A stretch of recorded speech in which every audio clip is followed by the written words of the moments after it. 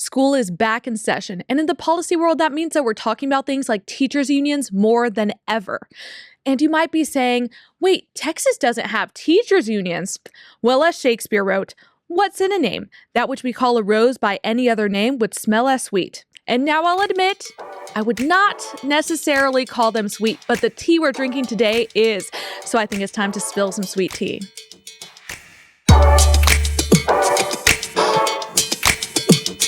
Hey everyone, and welcome back to the Sweet Tea series. My name is Ariana Guajardo. Today we're not just talking about teachers' unions, but some of the other public sector unions as well, and why some people are deciding to opt out. And here to help me talk about that today is someone who's a spokesperson for the Freedom Foundation. She's also the host of the New Frontline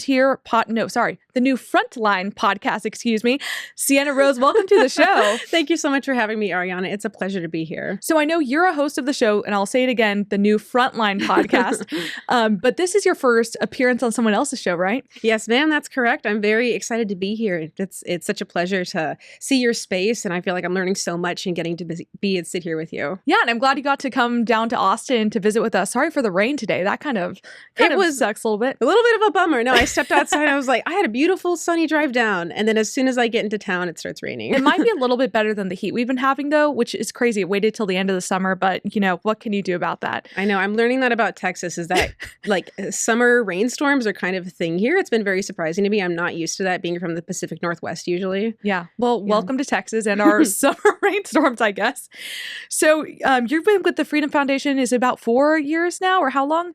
No, I actually started with Freedom Foundation back in November of 2024. Oh, so wow. I've been Never on, mind. I also got the 4 of 2024. Yes. I've been on for less than a year, but I've thoroughly enjoyed it. Freedom Foundation has been like kind of a dream job coming out of college. Mm-hmm. I got degrees in business and theater and communications and leadership and stuff like that. So all of it's come together really well for the role that I've been put in. And yeah, Freedom Foundation, I can't speak highly enough of what a great company it is to work for. Well, let's talk about what you guys do, though. So what does the Freedom Foundation do? So Freedom Foundation, we call ourselves a battle tank or an action tank. Our whole mission is to advance free enterprise, individual liberty, and promote limited accountable government and transparency through helping teachers and other public employees opt out of unions and kind of take back their freedom and take back their paycheck, because the world revolves around money, and it's important, that you get every dollar that you work for and that it's not going towards something that you don't necessarily support. So another thing I forgot to mention whenever I was introducing you was the other connection that we have is you're also a coworker to my husband. Yes. Which is how we also got connected. We love Tony. Same. Well, I feel like at this point now, after hearing all about your mission and stuff like that from him, there's so many overlaps with the values that TPPF has, like the free enterprise, really fighting for people's rights and stuff like that. But a few weeks ago, Tony was describing what he did to someone, and she was saying, like, well, what's the problem with people wanting to have collective bargaining or have like workers' rights that unions provide them? And she was unaware of the ways that unions sometimes use their money. So what would you say to someone who asked that question?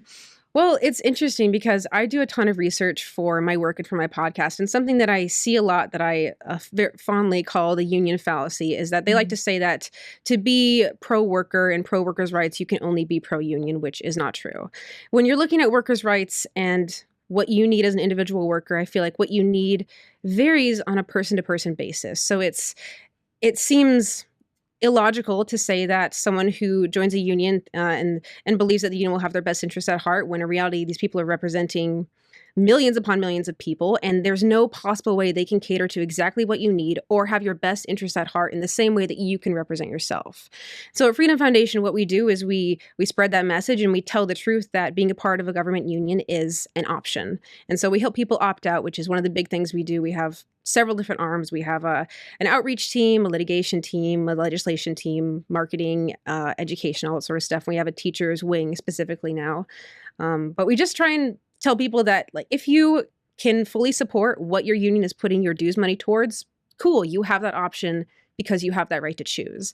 But that comes along with that is that you have a constitutionally protected right to opt out and to choose to not be a part of a union. But unions, because they are financially motivated, they make it simply as difficult as possible. Well, so what are some of the ways that make it difficult, or why would people not know that they can opt out? Well, they do something called automatic payroll deductions, and which is an interesting way. That's how they get your money. Like, I Mhm. kind of compare it to a subscription model, except it's not really a subscription model. Like, say if you wanted to purchase a subscription to a streaming service, you would go online and put your credit card information and subscribe to it. And then if you wanted to stop paying it, you would go online and go click, click, click, and stop paying it. And then you have all the ability in yourself. But when you opt into a union, you're giving the ability to opt in or out or stop collecting dues to the power of the union. So it doesn't sit in your hands, because you'll sign a membership card and then they automatically deduct it from your paycheck while they're taking out other taxes and stuff like that. And so people don't realize, often they'll sign a card or not even sign a card, and the union will commit forgery. That's happened literally so many times, and they'll look at their paycheck and realize, oh, I'm getting some percentage of my paycheck is being taken out, but I don't remember signing this membership card or joining this union.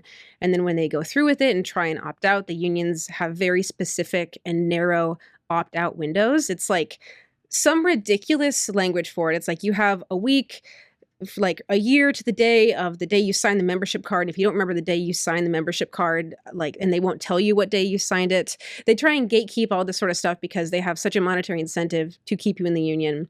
Right. And then, and then as soon as they realize you want to opt out, there's often stories of discrimination being retaliated against from the union by trying to opt out, because they think, I don't know what they think. Sometimes these people, I read these crazy stories and I'm like, what is wrong with these people? It doesn't surprise me, though, how easy it is to hide, especially with how much is taken or deducted from your paycheck. So if it's just one line of something extra, I can imagine that being difficult for someone to be even to catch if they weren't aware. Yeah, I mean, we have so many other things going on, like in our personal lives and our work lives. It's not everyone is going to take a second and review every single line of their paycheck when they have families to care for, children to pick up and take to school.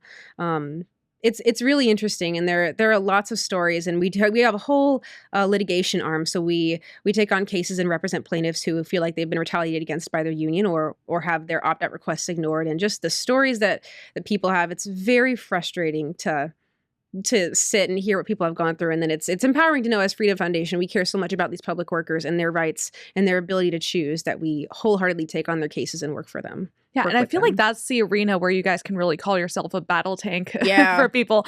And I think one of the areas that shows that you've been effective, and now that you're you have some litigation going on, was in Oregon, right? Can you share the story of what's happening there? Yes. So we had, I believe this started back in April or maybe a little bit earlier of this year, but basically Freedom Foundation has been incredibly effective in Oregon, and we have people who go door knocking and say, hey, like, if you're in a union, you have the ability to opt out. Make sure that what your union is putting your money towards, your dues money towards, is something you support, and if it's not, you can opt out. Right. And we got so effective by that there were some people, union sympathizers is kind of what I call them, and Democrats who probably had a vested interest in seeing the union succeed.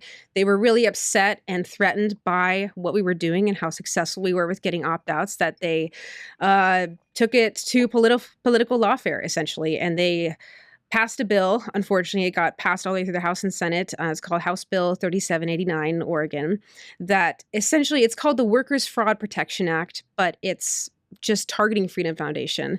And it's saying that people can't go door to door impersonating union reps, which is not even the case anyway. That's not what we did.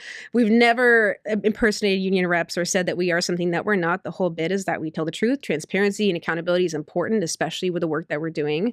And they took it to the House and the Senate and tried to get it passed, and it did get passed. And now it attempts to hold people like Freedom Foundation, in their words, accountable. And it's like, we didn't even do anything wrong. It's just lawfare against us. And if you look into like the transcripts and the testimonies that were given, the pro-union people try and say that public workers were in support of the bill, and that they were like, yeah, like, don't let people impersonate union representatives. And then when you actually do a little bit of digging, not a single public worker came forward to support it. It was only union leaders, union sympathizers, like Democrats in the Senate and the House, who were fans of unions that, again, like I said, probably had a vested interest. And so it was really frustrating and kind of crazy, but it proves that the work we're doing is important, that people feel so threatened by it that they feel the need to go running to mommy and get a bill passed in Oregon. Yeah, that's wild. But there's It is also interesting because a lot of the stuff that we focus on here ends up being Texas-based since we're the Texas Public Policy Foundation. But there's so many other states that you guys have legislation in right now. So California is one of them, if I'm not mistaken, right? Is that where is it Jewish teachers who you guys are representing right now? Yes, there's a big case we have. It's being appealed to the Supreme Court right now. But it's basically the story of a union called United Teachers of Los Angeles, UTLA for short, that is doing something called exclusive representation or forced association. It's under California law. They're able to represent teachers who have opted out or declined to sign from their union. So it's teachers who are not chosen not to be represented by the union, not affiliated with it. And yet by this California law, when it comes to workplace matters, the union still represents them. So that's an issue in and of itself. And then the kicker is that these teachers, the 7 plaintiffs in our lawsuit, are Jewish. And UTLA has promoted very hateful, nasty, vile anti-Semitic things. They've supported anti-Israel propaganda, anti-Israel advocacy groups. They've discriminated against these teachers by not letting in Facebook groups and stuff like that. It's so childish, the actions they've done, and they try and say that, no, we're not supporting Palestine. It's like you're promoting a very political agenda, and these teachers don't agree with it. Like, we have freedom of speech, freedom of association. You know, I'm sure you know all of this sort of stuff.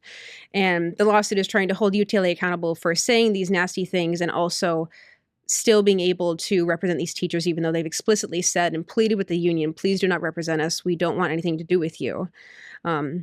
And it's crazy. The lawsuit was filed on October 7th, I believe, 2024, a year after the Hamas attacks on Israel. So there's a lot of weight behind it. And we have a few testimonies actually on our YouTube channel that some teachers and plaintiffs talk about how they've been treated by UTLA. And it's really upsetting. It's almost impossible to believe what UTLA has done, and they think they're right in doing so, and how they've treated these teachers and things they've said to them and the things they promoted. Almost, it seems like, despite these teachers. But that's our lawsuit going on right now, and it didn't pass, so we're getting it appealed up to the Supreme Court, hopefully, because it's the precedent that this would set targeting exclusive representation and forced association would be monumental, and it would be a huge relief for these teachers to finally just get what they've been asking for, which is to not be associated with a union that they don't want to be associated with anyway. Right. It's, I think, helpful for Texas teachers that they do have the option, a much clearer option to not join. Well, they don't call themselves unions, but Yeah. I said at the beginning. But Mandy Drogan, one of the education leaders here at TPPF, she likes to talk about that sphere, especially in education, as the education cartel that involves them and the special interest groups. And she, and in certain ways, act similar to how a cartel would in certain shady ways. But while I was like learning more about the work that you guys do and some of the more stuff about the union bosses and the people involved in that kind of stuff, it just, there are certain times where I feel like some of them are acting like almost like mafia bosses in a certain way. And one of those cases is the one where people were literally locked in a room, right? Yes. I didn't know about that until you brought it up. Would you mind sharing that? Oh my goodness. It's simply absurd. It's one of those cases where we were sitting in a meeting and someone brought it up and we're all like, is this real? Did this actually happen? But it's one of 3 class action lawsuits, also in California, where just so much trouble stirs up. There's so many government unions that have such a stronghold in California. So it's no surprise that a bunch California of our again, dude, I Are know. you surprised? There's no surprise that California is such a troublemaker. But this particular lawsuit that came out was that, I believe it was SEIU, which is Service Employees International Union, Local 2015. A plaintiff came forward and was like, hey, I went to a meeting and then the union representative literally locked the doors to the room we were in and wouldn't let us leave until we signed a membership card, which is horrible business practice, first of all. And wait, what kind of union was this again? SEIU, Service Employees International Union. So it's government employees, I believe. I'm not sure exactly what job the plaintiff did, but it's part of a government union that's public service. And they locked someone in a room until they signed a membership card. And it's like, the whole bit here that you guys are missing is that this is an option. You're shooting yourself in the foot by saying, oh, this is an option. But also, you can't leave until you sign this membership card. Yeah, you have an option to stay in the room until you sign the dotted line, I guess. That's what it is. That's exactly what it is. Yeah, I don't think I don't think you can do that with contracts. I'm not a lawyer, but no, I don't think that's cool that's my guess. at all. Yeah. Well, one of the other cool things recently, and actually it's part of how we met, was at one of the events where you guys were launching a new initiative that you guys have to give teachers an actual option other than unions, because a lot of reason why teachers want to stay in unions or join in them in the first place is for things like liability insurance or being able to get their what are the hours called again that they have to have? Professional development credits. Yes, and they provide all of those kinds of things and other resources. But you guys launched a new initiative that addresses some of that. Would you mind sharing? Yeah, we launched it in March. It's called the Teacher Freedom Alliance. It's kind of our sister organization. So we work together very closely with the TFA people on that team. And it's a group of gals who are absolutely fantastic. And TFA basically is becoming the premier non-union alternative for educators and teachers across the country. It was launched, like I said, in March, so about 6 months ago or so, and we have over 2,500 members now. It's dues free, which is one of the biggest things, is that, teacher unions, they take your dues money and they put it towards literally who knows what. But TFA is dues free. We offer up to $2 million in liability insurance that's in your name, a teacher's name, not the union's name, which is a really big deal for people who have been a part of a union and try and use their liability insurance for something. It's in the union's name. And so the union, I believe, can deny you use of your liability insurance because it's not in your name. But TFA provides insurance that is in your name, which is a huge thing. TFA provides alternative curriculum in various subjects and teaching levels all across grades. Well, why is that important? What kind of curriculum are they competing with coming from the other unions? Well, a lot of the unions provide really partisan and political influenced curriculum that is, to super woke, super radical, to be quite frank about it. And what TFA is looking for is curriculum that actually focuses on the core subjects, math and science and reading and literature, and doesn't infiltrate it with all of this random woke stuff that students don't need to be learning. And they're working with PragerU Kids, I believe, to develop this curriculum, and a few other places as well. So it's very well-rounded, seeking out a lot of sources and not just, it's the whole point of giving people the option is that unions kind of give you a certain set of curriculum, but TFA is there are so many different options you can choose from to have curriculum that you feel like can best suit your students and where they're at and what their learning level is. It's really cool. We went to Tony and you, I believe, were there at the in DC, right? Yes, at the Teacher Freedom Summit in DC in July. It was the 3rd annual Teacher Freedom Summit, and it was the coolest thing. The stories teachers had and how excited they were about TFA and being able to join it and feel like they were surrounded by peers who were like-minded and had, importantly, suffered through some of the same things as them, as being retaliated against by unions. It really builds camaraderie and encouragement that when you feel like you're out on a boat alone and being targeted by a union and no one understands you, being able to bring teachers together to talk about what's most important, why we're doing this, which is to protect America's children and to promote free, moral, and upright American citizens through prioritizing their education first and leaving all that other weird stuff on the back burner. Yeah, and it was impressive where these teachers were coming from, because I think there was someone there from Alaska, and then a couple of Texas ladies who I one of my friends, I was telling her I was going to be in DC for a few weeks, and so she was texting me back oh, I'm going to be in DC for a few weeks. We realized it's the same days, and she had the same idea, which I did. Was my husband was going, so I'm like, well, I'll tag along. Her mom was going to y'all's conference, so she decided to tag along to DC. So, and they really enjoyed the programming. But then there were a couple of teachers who I spoke to from California, and hearing about their experiences and what they have to deal with and all of the kinds of curriculum that you're talking about. For me as a Texan and someone who's fighting for Texans and to keep the crazy woke and just awful types of gender ideology, weird stuff that gets into the curriculum. I mean, it's just kind of a wake-up call of, this stuff can happen. It already has happened in parts of America, and we need to make sure that doesn't get over here to Texas. So anyway, it was it was educational from that very educational. Too. Yeah. I learned so much too, and I feel like I got to make connections with a lot of interesting teachers. I actually, at the keynote speaker dinner we had Yami Park. I believe you were there for that, right? Yeah, that was great. She's wonderful, incredible. I feel like her story was so incredible and such a harrowing reminder for the rest of us. Is and if people don't know who she is, she's the North Korean defector, and so she's been on the scene for a couple of years, just talking about her journey.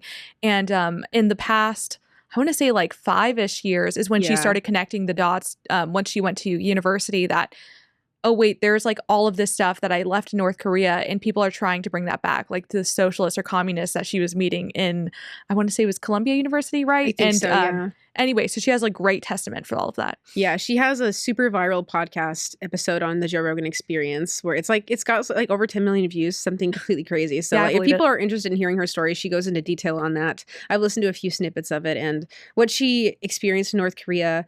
Well, at the dinner, she talked about how she experienced all this sort of stuff in North Korea that was so debilitating and so much control that she didn't have over her life that was from the government. And then she came over here and at the dinner she talked about, you guys are upset for what? You live in the greatest country in the world. You live in a country where you have the freedom to do these things and choose these things, and you're upset over what exactly?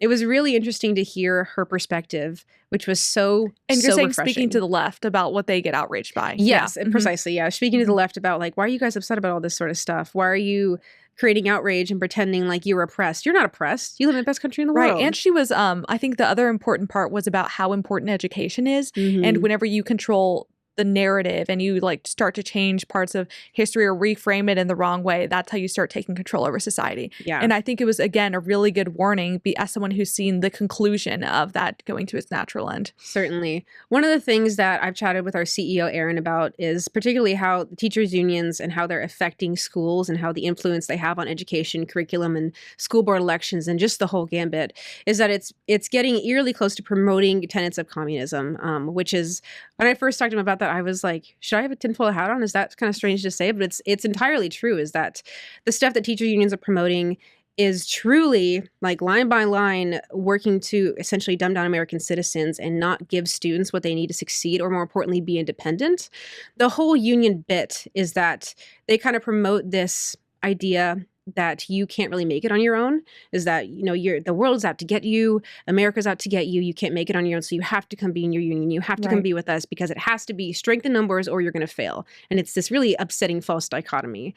And so unions promote that, and by doing that, they kind of spread that message throughout all of their curriculum and all that they do, because then it doesn't promote individualism, it promotes people and brings up students who feel like they have to rely on the government. Like, I'm sure there's stories out there about how less and less kids are getting their driver's license, which is really Yeah. sad and kind of strange. It's like, I couldn't wait to get my driver's license when I turned 16. But people are comfy being dependent now. People are very comfy being Yeah. dependent. Or have you heard about the amount of, I want to say it was like a quarter of Gen Z, or actually I think it was higher, have brought their parents with them to job interviews. You're kidding me. No. That's and not then real. it was like it was a little bit less than that. I think it was like 25% of people have had their parents write an email to their bosses requesting raises for them. That's insane. Yeah. That's insane. And I feel like I'm not as surprised as that information sounds. Does that make sense? Like, Yeah. that is crazy. That should not be the case. But knowing our generation, I'm not the most surprised. That is crazy. Well, I came into this like not knowing a little bit about the fight and what we were doing when I first got hired, and then I had the Right. ability to really chat with some of the professionals in our field. We have so many knowledgeable people who work at Freedom Foundation. It's just a joy. I go upstairs to the second level of our office, and I'll just sit and yap. Rusty, our special projects director, I'll yap his ear off, and I'll ask him all these questions, and they're so incredibly knowledgeable.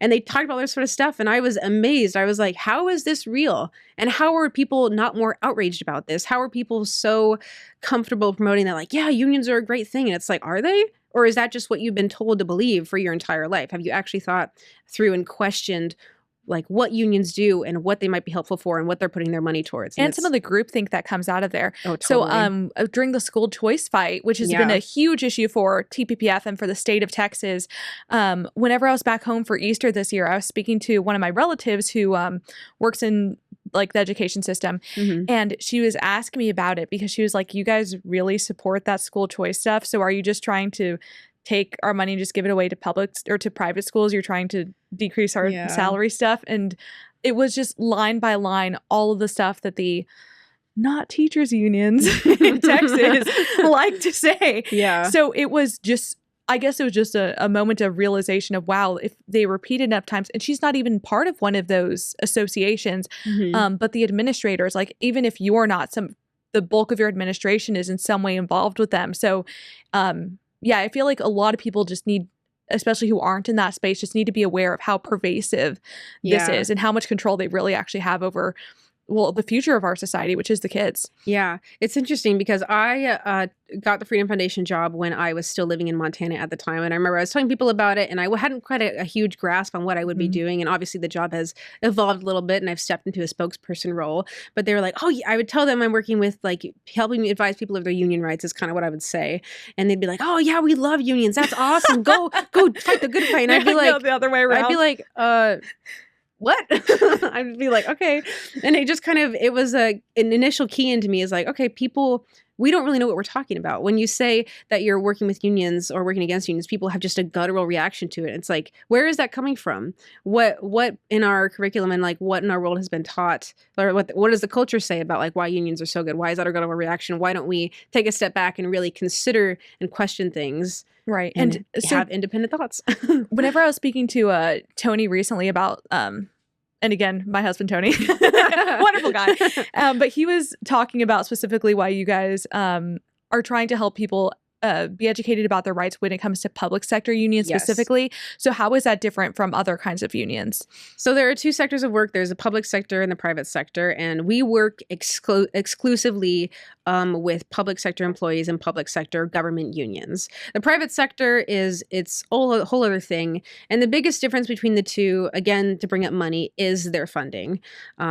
And it's particularly what the union has in the vested interest of employees doing well. And what I mean by that is, we'll start with the private sector, is that private sector unions are incentivized by the company doing well because they generally don't comment on political issues or cultural issues or social justice issues or what have you. And they're incentivized for the company to do well because when the company does well, the company is able to hire more people, and then the more people are able to opt into the union should they want to. And so the money and the funding, if you will, from the union comes from the company's success because it's capitalism. It's the private sector, is that people have the ability to provide a service and pay for it.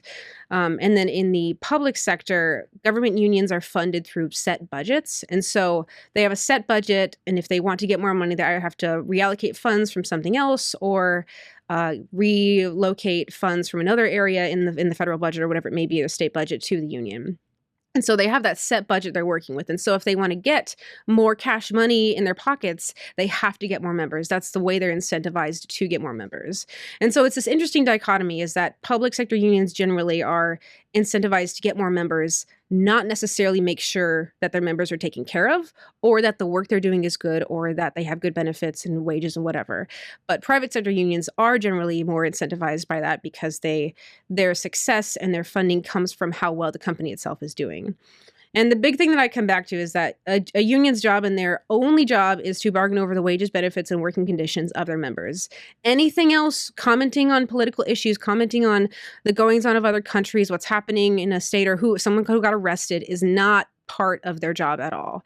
And private sector unions, for the most part, understand that. So you don't really hear anything about them because they're just getting their head down and doing their job. And public sector unions feel so empowered to go and run their mouth about anything they want to say because they're getting millions and millions of dollars from their dues members through, like I said, automatic payroll deductions, committing forgery, and getting people on the payroll who haven't even realized that they're on funding these public sector unions. Right. And in some parts, like like the way that it works with a lot of states, and I think even for Texas for some of the unions, is if you opt in, it's like it goes through the school, which is a government organization, helping facilitate those union dues being taken out. So part of it's in some ways being almost, I mean, subsidized might be the wrong word, but in some way to help their administrative costs and like being paid for by the government instead. Yeah. So another thing that might be addressed in future sessions, TBD. So another thing that you brought up, and I'm glad you did, was where some of the money goes from those unions. Because, I mean, if someone thinks about a union, like my friend who I brought up, her thought was, oh, like what's wrong with collective bargaining or people getting together to help them flourish in their workforce and in their workspace. But the unions aren't necessarily using the money and the dues that they get in that way. So what kinds of things are public sector unions funding? Yeah, well, I want to touch on one of the first things you said about collective bargaining, and then I'll get to the second part of your question. Please. But collective bargaining, the way I understand it, which I think is a pretty apt analysis, is that it's kind of like a group project set up for failure. And I used that in a podcast episode once, and I was like, that's pretty much how you say it, is that because when you join a collective bargaining unit, you are adding, what unions want you to think is that you are adding your voice to the collective, the bigger voice, that you're part of a thing But more realistically is that you lose the entire ability to speak for yourself. And so say if we're in a group project or something and you're doing A quality work and I'm doing maybe C or D quality work for whatever reason, but we'd be graded the same. And so if you're doing A quality work and I'm doing C quality work, if we get a B right in the middle, you're being treated unfairly and I'm being treated unfairly because you're being brought to a lesser standard than you're working for and I'm being brought up to a higher standard than I deserve. And so that's what happens with the collective bargaining is that they just do this blanket, okay, everybody, we're going to push for this particular thing. And some teachers, because they're part of the unit who maybe don't, or teachers particularly is what it comes to when we talk about, funding and what I'll get to next. But people who are in the bargaining unit, they're brought some different benefit to their work, and they know they're part of the bargaining unit and they're just coasting along. And so they get something that they may not deserve because the work they're doing isn't up to par. And then people who are doing really good work and really putting their back into it, I suppose, of really valuing their work and doing it well, aren't being compensated fairly or being treated fairly because they have to be kept at the same level. And if you're not in a bargaining unit, if you believe you need a raise or that you're doing especially good work and you want to be recognized, which if you're doing good work, you should be recognized for that, then you have the ability to go and say, hey, boss, look at what I've done. Let's talk about what comes next for me in my job. But if you're part of a bargaining unit, you cannot go to a boss and speak about literally anything. If you're a teacher, you can't talk about anything in your workplace. If you're part of the bargaining unit, you have to go through your union. And if your union rep has it out for you for some bizarre reason, they will never bring it to the table and you will never get compensated or get that thing addressed that you want. So collective bargaining is a complete sham, in my opinion. It's like people tell you it's one thing. It's like, no, it's not. You lose your voice. You lose your independence, which again, probably is why the unions are a fan of it. True. And it's funny, like that kind of collectivist mindset being so present. Yeah. But then the other part of it is once they have these dues paying members who bought into this crazy group project, as you put it, where does it actually go? So what's interesting is that dues deductions they're about I think 1% to 2% of total yearly paychecks from teachers, which amounts between a couple $100s to over $1,000, or teachers, public workers generally. And so the money that you're spending and giving to the union in your payroll deductions is hundreds and hundreds of dollars. But the amount that the union is actually spending on you is maybe $15. So the rest of it, of course, is where is that money going? A lot of it goes to funding political candidates. I believe the teachers unions funded millions and millions of dollars to Kamala Harris's election campaign when she was running for president. And a lot of it goes to salaries too. The teacher union presidents, Randy Weingarten and Becky Pringle, are each getting paid $500,000 a year. Becky Pringle has a 6-figure salary. She's getting paid $600,000 for what exactly? She's not helping her teachers that are in her union. She's not helping her public workers. She's going around running her mouth, driving the nicest cars, staying in the nicest hotels, wearing these insane pantsuits that are from who knows where. It's the money is not being spent on public workers. It's being spent on unnecessary payrolls that are helping to run the union, but in reality it's just, what's this being spent for? I think there are a lot of other examples, but those are the big ones that come to mind, is especially the teachers union salary. Randy Weingarten in particular, that woman is an enigma to me. I do not understand her. She goes viral all the time for saying truly insane things. She put out a book that's about why fascists did you see that book that she put out? What was it? It's this new book. It's called Why Fascists Are Afraid of Teachers or something like that. And then in the Amazon book description, I laughed out loud. It says, Randy Weingarten is the last stand-in for freedom or teachers in America. I was like, are we talking about the same woman here? Simply not. But she put out this book and she is getting paid a 6-figure salary to go on TV shows and say crazy things. And she touts all this stuff that she's a teacher and that she's been in the classroom. She was a teacher for 5 months and has been a union president for over a decade. Randy hasn't stepped foot in a classroom in years, and she's saying all this random stuff and pretending she knows what's going on and that she knows what it's like to be a teacher when she gets paid over 10 times what an average teacher does. That's crazy to me. I get so riled up about this. I'm like, these people are insane. Well, I love the fact that you're very passionate about the kind of work that you get to do and what you get to speak about and educate people about. Mm-hmm. But I want to know a little bit more about you and where this, passion for this movement came from. When did you graduate college again? So I graduated in May of 2024. So a year ago now. So still somewhat recently. Yeah. And somehow you made it out of a college conservative and joining a conservative organization. Yeah. How did that happen? Yes. So my background is that I was originally born and raised in Washington State. I was raised by a conservative Christian family. My parents put us into a private Christian school, so I was raised in that and conservative values. And then I went to college, and like many of us, I went to college looking to kind of like find myself, and I wanted to get out and be a free spirit. And my parents would tell you is that I've always been pretty independent. So my rest of my family, immediate family, lives back in Washington, and I'm all the way down here in Texas. But I went to college at the University of Montana in Missoula, Montana, which is a beautiful state. And Montana, when people think of it, and I told them I was liberal in college, they're like, Montana's a red state. And I'm like, yes, but Missoula is that little blue pinprick that you don't realize exists, but it's very present there. And I went to school for theater design initially, and then I ended up switching to business. And it was actually that transition is that I started in theater, and I believe you have some film background as well. I did. So I studied film in college. I actually wanted to study theater, and my parents were like, no, you're not studying unemployment. I'm sorry. And so film was the more reasonable option if theater was the other alternative. You know, what's funny is that my dad initially, like my parents helped me through college, which is such a huge blessing. And my dad was like, you can do something you're passionate about. And I picked theater. And eventually after switching to business, he told me a few years later, he was like, you are never going to last. You are never going to end up in theater. I just knew it. But you went into the theater program. Were you conservative at the time, or did that shift anything? Yes, I was initially conservative. And, I stuck with my Christian values for the most part throughout college. Did some, had a great church that I stuck with. But I went from, the big shift was that I went from a high school that was a private Christian school where everything was based around the gospel and Christian-centered teachings and all that sort of stuff to a college in a theater department where no one was like me, where in my high school, everyone was, to use the terms cisgender and heterosexual and Christian, whatever. And then I went to a college environment where everyone was gay in some way or another.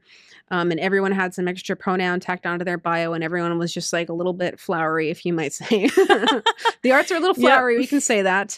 And no one was like me. And Christianity, I felt like, was like actively ridiculed in the classroom. There were a few times in particular that were very upsetting and digs at Christianity. And, in theater, everyone, when people are writing plays, they always take a dig at Christianity at some point. And so I went from being like everyone else to being not like anyone else. And it was really strange. And I didn't really feel like I had a good footing in what I believed as I was actively going through the questioning process of figuring out what I believed and why and what was important to me. And so I had a liberal phase. And we laugh about it. I think my parents are so thrilled that I have come out of that phase and come back to a normal state of mind. Wait, what was the most, I guess, distinct part of your liberal phase? Like, was it a belief, or was it a way that you started acting towards your family, or like what really stood out in that? Yes. So I had the privilege of working as a tour guide at my university. I worked for the University of Montana Advocates, and I was the leader of that organization for a few years as well. Great professional experience. I learned a lot. And the height of it that we all laugh about now was that I made my tour guides go through mandatory DEI trainings. So you're like now fighting for teachers to not have to do those. Yes. And you've put people through it? I know, it's ironic, but I feel like it gives me some credibility because I fully understand why people believe and how you get to these mental conclusions of why DEI is important in the classroom. Like, I fully understand how we got there. And now I think it's totally antithetical to a society that really wants to care about people and care about them well and promote education and well-roundedness. Well, you're saying you understand how people got there. What was it that dug at you that, I guess, turned you to the left? Like, what was it that they chipped away about your values that got you there? Yeah, well, I've done a lot of reflection about this, as you might imagine. And one of the big things was that, like many of us, I'm very community oriented. It's like, I really love people. I love caring for people. And I think it's one of the beautiful values that we have is like our desire to care for our fellow man. And when I got to theater, it's a very welcoming environment. I'm sure you know that theater is where a lot of people who maybe feel like they don't belong, or maybe they felt like outcasts at some point in their life, and they come to theater, and it's a very gentle expression of who you are, and people kind of get to be whoever they want. But with that comes this unconditional affirmation of anything. Thank you. Yeah. Is that in theater, you kind of get to be told is that the only way to love someone well and care for them is to tell them yes. And when you're around enough, you're like, yeah, well, I mean, I want to care for people well. And it seems like these people have been told no most of their lives. So therefore, I want to start telling them yes so that they can feel like they've been heard and seen and valued as we all want to feel. And then liberalism just takes it a step forward, where I feel like it perverts that community value because it says that the only way you can care for someone is to say yes to them and affirm whatever they're doing, which is not true. You know, if you see someone going down a bad habit, and maybe spiraling down something, then the best thing to do is to step in and tell them they should stop, not tell them they should continue. And liberalism, and especially what I witnessed in theater, it lacks that crucial point of conviction that brings people back from like the precipice of disaster. And so that was and that happened in many different ways, just over a slow few years of being part of the program. And then I think I eventually just got sick of it, of the political correctness. And I had what I very fondly call my quarter life crisis, because I was about 20 years old at the time. And I said, oh, dear heavens, I can't do this anymore. And I called my dad and I called some of my friends and I was like, somebody get me out of this. I got to do something else. What was your breaking point? That's a good question. I think... Did someone come up with a new pronoun or something? Maybe. I think around the time that like Zers, like the whatever that neo pronoun was. I had a friend who was like, they studied, or she studied like linguist stuff like that. And it was very interesting. I'm like, it is interesting how the human language develops, but this is not necessary. This is one might say, just because it does develop doesn't mean it should in this way. Yes. Yeah. Yes. And it was all that sort of stuff. I think I went to one too many DEI trainings and I was like, I'm fried. I need to do something else. And it just wasn't challenging anymore. Theater it's a beautiful art and I have a lot of respect for it, but it just wasn't intellectually challenging. I felt like I was just walking in circles. And so then I switched to business, which is probably the most antithetical of majors that you can go, from the most artsy theater to the most do it this way and on this way only to succeed in business courses. Well, it's awesome that I'm glad that you had that kind of awakening. Me too. And I'm actually glad that you brought up theater. Just, it was last week. I have a friend who's involved with a nonprofit that she works on that helps provide like local artists in different fields, like from film to like actual art and theater, to have different opportunities to showcase their work. So there was this theater showcase and it was 5 different plays, but I think you're so correct in your assessment that a lot of theater and modern artists are making digs at Christianity, which is really sad, because they used to be like Christianity used to be the epicenter of art and of like displaying beauty, which I think it still does, but I feel like we've, as Christians, have lost some of that, which is sad. Interesting. In Montana, they had this smaller theater that the university worked with called the Montana Rep. And one of the last shows I went to, they had these like small on-site plays, which were so fun. So you'd walk around a couple blocks and see a play in like a brewery, and then one in a record store, and then one on a school bus. And it was so fun. And I remember distinctly in one of them, it was just like, one of the characters made this, of course, they were 2 like gay women chatting in a barber shop. And one of them made this random dig at Christianity. I was like, that added nothing. That added absolutely nothing to this. There was no point to that. You're just trying to score brownie points with the demographic that's going to be seeing your play here in Missoula. And it was so frustrating. And that was another moment too, where I was like, I don't like this. I don't like where this is going. I don't like what this promotes, because it's for a side of the world like the left that promotes inclusion and gentleness and hearing things out. It's like you sure take every opportunity you can to be mean to another group of people. So if you were able to speak to a parent who's going to be sending their kid off to school soon, to a university, and they're really worried that their student's going to end up becoming crazy, add some extra pronouns or whatever it is. Making people go through DEI trainings, maybe. Yeah, exactly. So if they don't want their kid to start making people go through DEI trainings when they're leading stuff, what advice would you give parents? Like, what can they do to equip their kids before they're sent into those universities? That's a good question. I've thought about this too. I think starting conversations early, not in a way, you have to be careful with it, because you have to have conversations about these important belief systems and what you believe in and why, in a way that lets your child or your student come to that conclusion on your own. Like, for example, what my dad would do, which was really effective, incredibly annoying at the time, but he was right, is that we'd be driving somewhere, be sitting in the car, and he'd ask me a question about something that he knew I couldn't answer when I was drifting more into liberalism. And he would say, I just want you to think about it. I just want you to think about it. You don't have to answer. And one of the particular questions that I can remember was about like gun control and gun violence. I had a friend in the business school who would concealed carry. And he wouldn't carry chamber or anything, but he would concealed carry. And I was telling my dad about this, and I was like, that's just so annoying. I wish you wouldn't do that. I don't feel safe. And my dad's like, but Sienna, like, people who want to do bad things will do bad things anyway, regardless of if your friend has a gun or not. But if, say, someone came into the business building and wanted to start committing an act of violence, wouldn't you rather your friend have a gun to defend themselves and defend you? And I would sit there and I'd be like, I'd always say, I'd be like, Dad, I want to talk about politics. And he's like, we're not talking about politics. We're just talking about gun control. I just want you to sit with that. I just want you to think about it. And that sort of stuff worked. And being able to just planting little seeds like that and being really strategic about it. And then knowing when to let off the gas. My dad was also good about doing that. Is he could start to see when I was like really getting agitated and he would let off the gas. And then he'd wait a week and do it again and keep those thoughts at the front of my mind.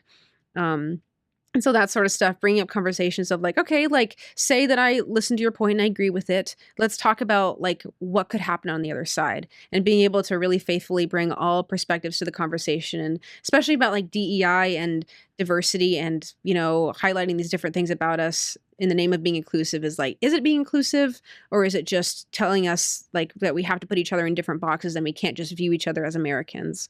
I think about like the social justice movements about, you know, the different subsections of minorities that we place people into. And it's like, is it really helpful to tell everyone that you're a minority first?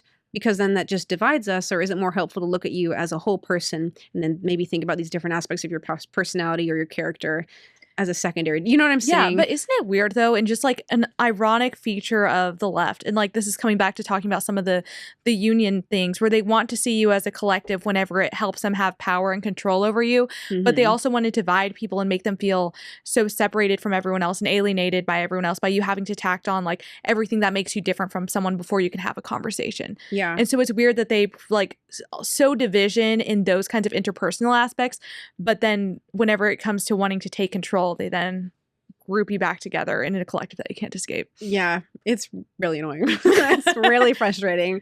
This is the stuff I read about all day, and I'm like, I don't know.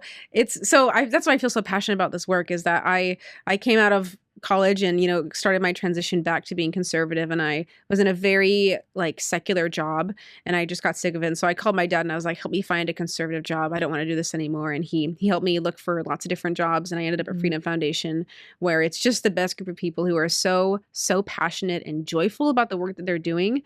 And I'm unsure if Texas Public Policy Foundation gets hate mail, but boy, howdy do we get hate mail. We sometimes put it up on the whiteboards because there's some really funny ones that come out of it. There are a lot of like explicit, explicit word-filled letters that come to us, or like crazy emails. My coworker got an email once that called him Judas Iscariot. Oh, I know. I'm like, stranger things. We're like, oh, this is weird. But people, the Freedom Foundation workers, have just such a joyful mindset where it's like, this is funny. This means that we're doing our job. You guys treasure being happy warriors, right? Yes, we do. And I feel like for anyone, because whenever you're in this kind of work and all day long, you're just thinking about the things that need to be changed and how much there is to fix. It can easily, I could see someone becoming either overwhelmed or have despair and just think like, well, there's freedom's gone forever, I guess. But I feel like that's where the importance of being a happy warrior comes in, which is a value that both Freedom Foundation and TPPF really have. Yeah. So if people want to find your podcast and more about the Freedom Foundation, where can they go? Yeah. So we have our website, freedomfoundation.com. We also have a YouTube, which is Freedom Foundation USA, I believe. We post all of our podcast episodes on YouTube and Spotify right now. We're working on getting them on every podcast platform. We've just brought on a few new team members who are helping out with that, which is just awesome to have their insight. We also have, our Instagram, Freedom Foundation USA. We have a Twitter handle, Freedom Foundation, and Facebook, LinkedIn, all that good stuff. So people can find us on pretty much any social media site. Yeah. Well, again, thank you so much for, taking the trip out of Texas to come all the way to Austin. Out of Dallas, you mean? No, well, it's a joke about how Austin isn't part of Texas. Oh my gosh. Sorry. But it's okay. We'll get Tex-Mex later to make up for it. Yes, we will. Anyway, but thank you again for coming down here, talking to me about this. And for everyone else, I'll see you next time.